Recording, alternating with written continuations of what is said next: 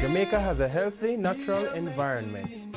We are expanding our forest cover, repairing our watersheds, and are putting in systems for the sustainability of our protected areas, thereby enabling Jamaica's sustainable future.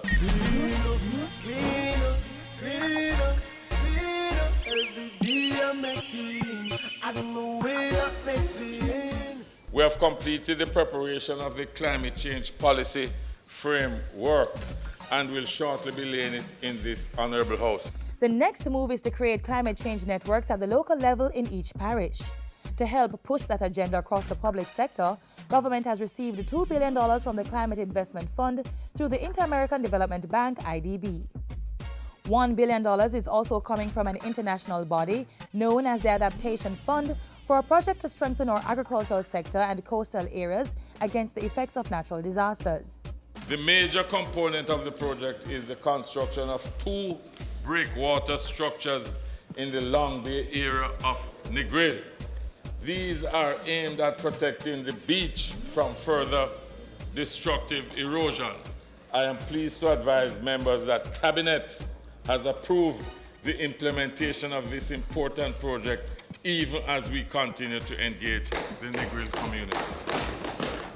Fresh, clean air, green hills.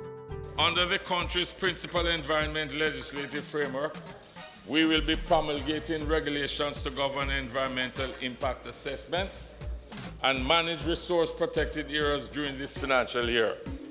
In addition, we'll be going to Cabinet to seek approval to increase the fines under the principal environment legislation to assist in reinforcing the polluter pays principle, as well as to aid in changing the behavior of our citizens.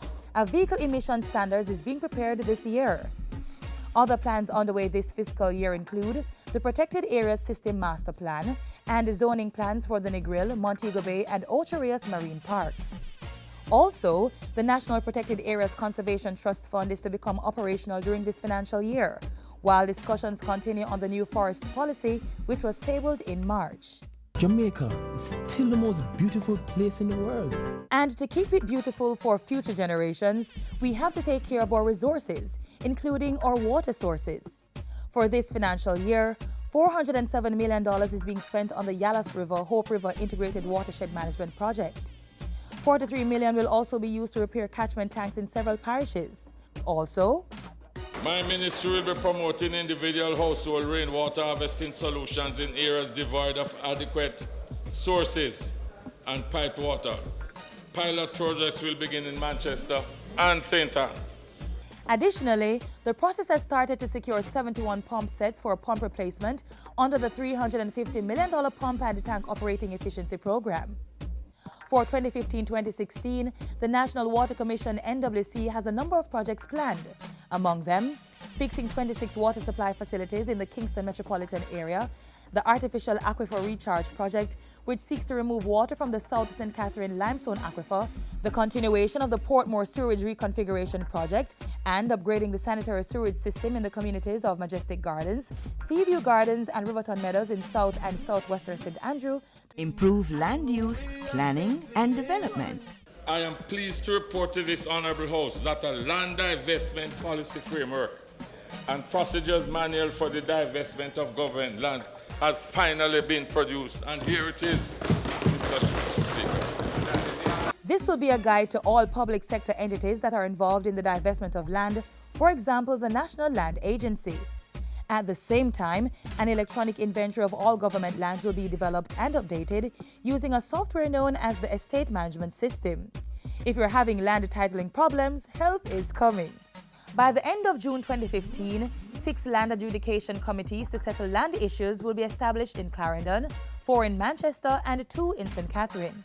In addition, we are now awaiting an amendment bill from the Chief Parliamentary Council, which will make the law more culturally relevant. Do you see those happy faces?